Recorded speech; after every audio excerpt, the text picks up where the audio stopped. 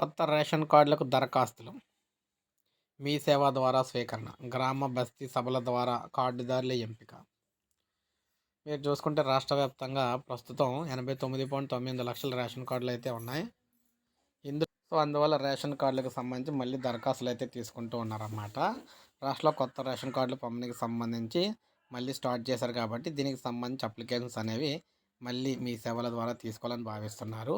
ఎంపిక అంతా కూడా గ్రామాల్లో గ్రామ సభలు, నగరాల్లో పట్టణాల్లో బస్తీ సభల ద్వారా జరుగుతుందని చెప్పేసి చెప్పడం అయితే జరిగింది. లక్షల కుటుంబాలు ఎదురు చూస్తూ ఉన్నాయి. రాష్ట్రంలో కొత్త రేషన్ కార్డుల కోసం లక్షల కుటుంబాలు ఎదురు చూస్తున్నాయి. బియ్యం వంటి సరుకుల కోసమే కాకుండా ఆరోగ్యశ్రీ వంటి సేవల కోసం కూడా ఎదురు చూస్తూ ఉన్నారన్నమాట.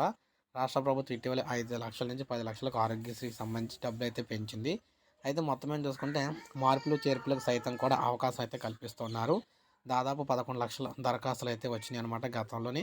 అవన్నీ కూడా పరిశీలన అయితే చేయబోతున్నారు. ఇవన్నీ చేసి కొత్త రేషన్ కార్డులు అయితే పంపిణీ అయితే ఉంటుందని చెప్తున్నారు. సో ఇది మనకు లేటెస్ట్ అప్డేట్. రేషన్ కార్డులకు సంబంధించి ఒక లైక్ చేయండి, సబ్స్క్రైబ్ చేసుకోకపోతే మన ఛానల్ సబ్స్క్రైబ్ చేసుకొని